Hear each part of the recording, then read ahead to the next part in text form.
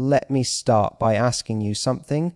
When was the last time you stopped waiting for the perfect moment, the right opportunity, or someone's approval, and decided to bet on yourself? Today, I'm not here to talk about dreams that sound good or goals that look impressive on paper. I'm here to talk about action, about decision, about finally stepping up and saying, enough waiting, enough doubting. It's time to UCCS film YCFdo, because success isn't a gift, it's a choice, a daily one, and it begins not when the world believes in you, but when you believe in you. So if you've been shrinking to fit expectations, playing small to stay safe, or putting off your potential for someday, let me tell you this: someday is today. The wait is over. The time is now.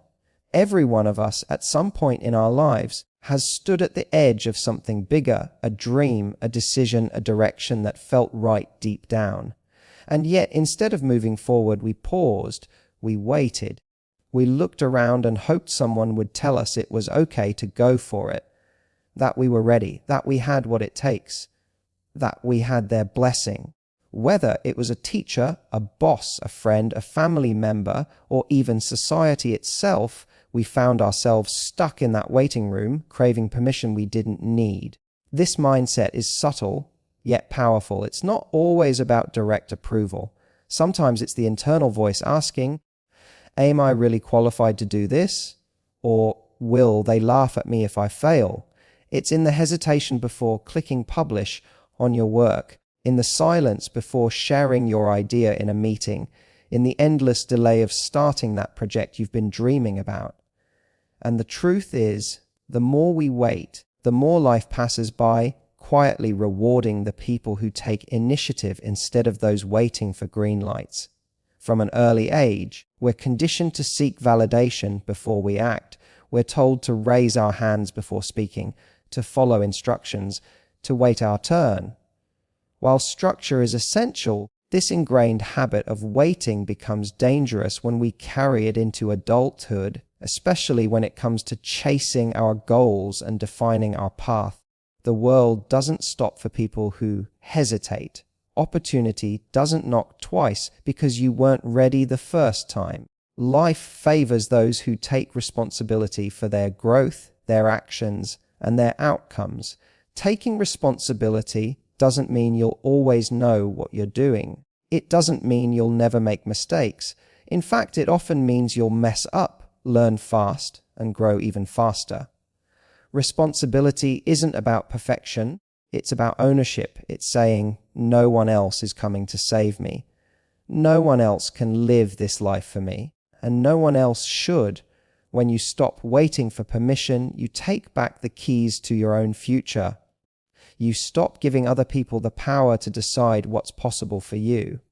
Many people spend years stuck in jobs they hate, relationships that don't serve them, or routines that drain their spirit, not because they lack talent, not because they don't have options, but because they're waiting for something or someone to push them.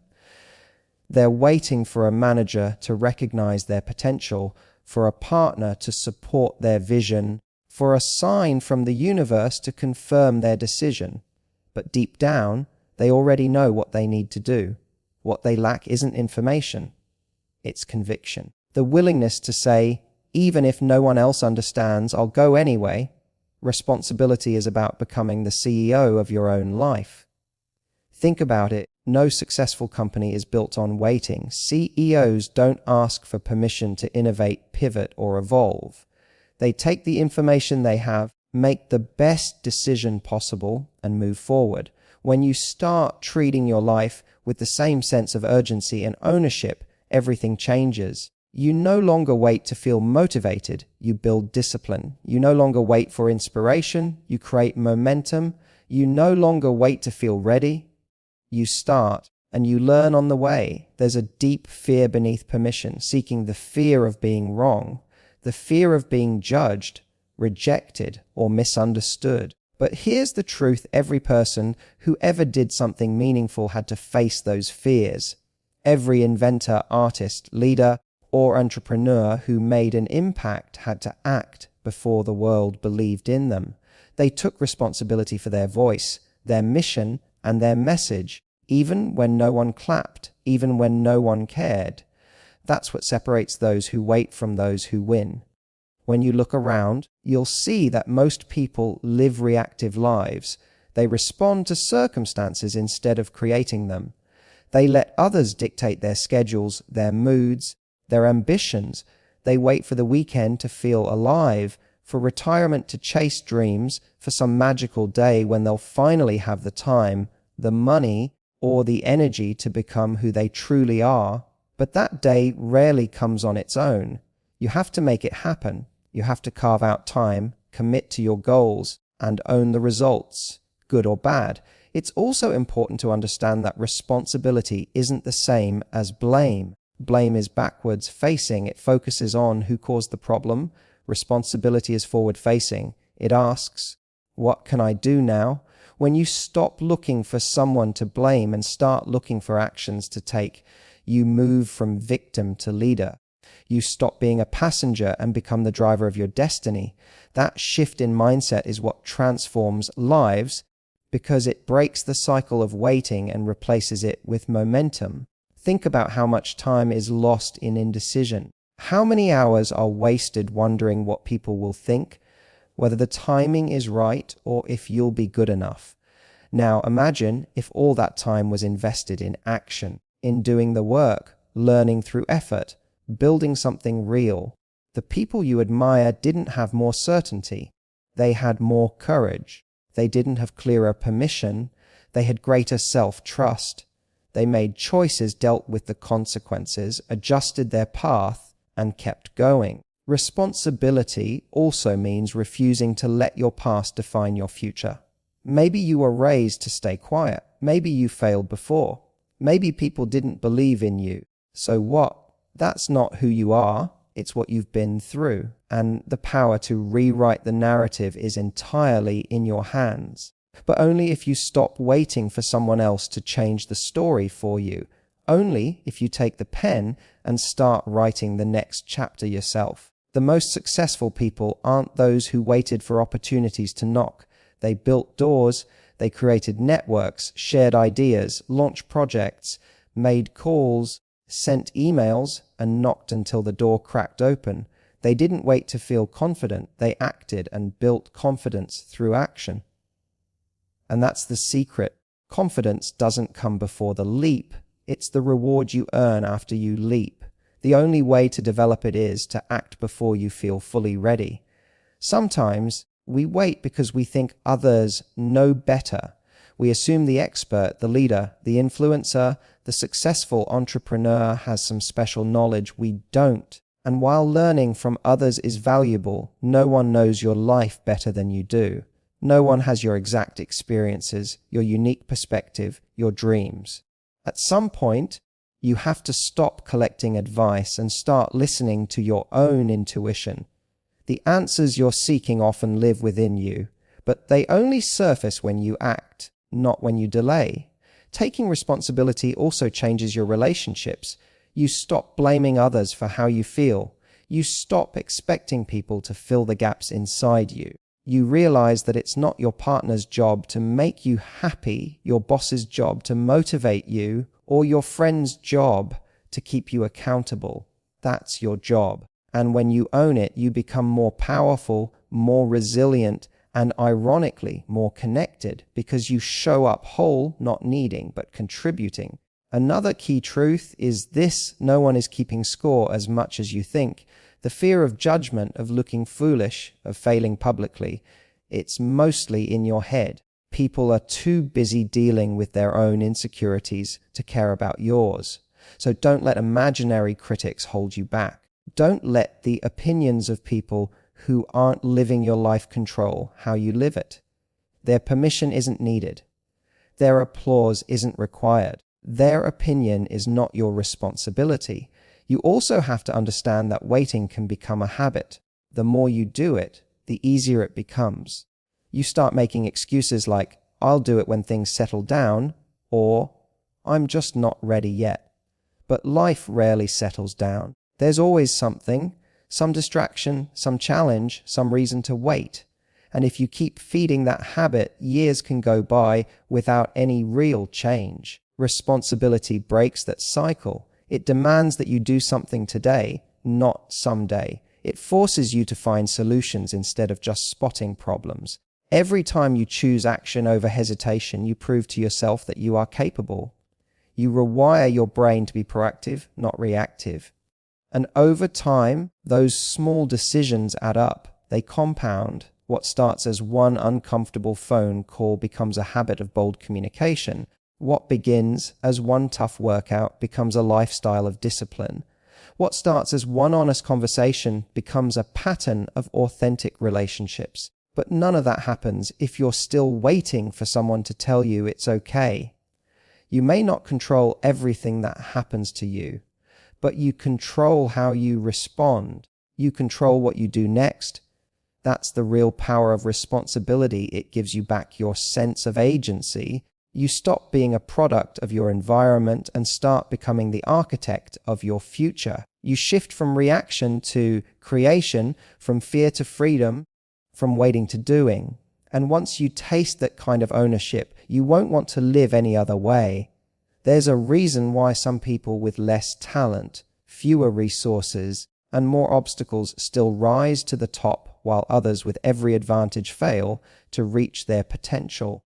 It's not just intelligence or opportunity that makes the difference, it's mindset, but not just any mindset, a disciplined one, a mindset that doesn't give in to every doubt, distraction, or excuse, a mindset that is trained, focused, and committed. Discipline is the silent force behind every major achievement. It's not flashy, it's not always visible, but it's always there, working quietly in the background, driving effort even when motivation fades. We live in a world where people glorify intensity over consistency. They admire the big moves, the viral moments, the dramatic transformations. But success doesn't usually come from one breakthrough. It comes from doing the small things, the right things, repeatedly, whether you feel like it or not. That kind of repetition, that kind of grind requires discipline, not just in your actions, but in your thoughts. Your mindset is the control center for everything you do. If it's scattered, reactive, or unfocused, your life will reflect that. But if it's centered, intentional, and strong, everything else will follow. People often chase success by trying to control external circumstances. They switch jobs, start new projects, buy new tools, and look for shortcuts. But if the mindset behind all those decisions is undisciplined, filled with fear, insecurity, impatience, or procrastination, then none of those changes will lead to lasting results. It's like planting seeds in toxic soil. You can't grow something sustainable in a mind that doesn't support it. Before you change your life, you have to train your mind. That's where discipline comes in. It's the process of rewiring how you think, speak, and respond, especially when it's uncomfortable. A disciplined mindset starts with self-awareness. You have to know your patterns. When do you usually quit? What thoughts derail your momentum? What excuses do you tell yourself when things get hard? You have to learn to catch yourself in the moment, not later, not after the damage is done, but while it's happening. And then you have to interrupt that cycle. You have to choose a new response. That's what discipline is, not allowing the old version of yourself to make decisions for the future version you're becoming. Most people let their emotions decide their actions. If they feel tired, they skip the work. If they feel scared, they avoid the risk. If they feel doubt, they abandon the dream. But your emotions are not always accurate indicators of truth. They are temporary. They are influenced by sleep, food, environment, memories, fears. Discipline is the ability to feel those emotions without obeying them. It's saying, I hear you, but I don't work for you. Your goals don't care how you feel in the moment. They require action, not just good intentions. Training your mindset also means mastering your internal dialogue. The words you say to yourself matter. If you constantly tell yourself you're lazy, behind, not good enough, or doomed to fail, your brain starts to believe it. You create an identity around limitation. But with discipline, you choose better words. You speak to yourself with purpose. You affirm your growth even when you're struggling. You shift from "I can't do this" to "I'm learning how." You replace "I always mess this up" with "I'm building consistency." This isn't about fake positivity. It's about building mental resilience. The mind is like a muscle. It grows stronger through repetition and resistance. You don't get stronger by doing what's easy. You get stronger by doing what's necessary. The more often you choose focus over distraction, effort over excuses, action over anxiety, the more disciplined your mindset becomes. And over time, that discipline becomes your default. You stop negotiating with laziness. You stop explaining your procrastination. You just do the work. Not because it's exciting, but because it's aligned with who you've decided to become.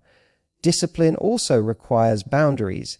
You have to protect your energy, your time, and your mental space. That means being selective about who you spend time with, what content you consume, and what thoughts you entertain.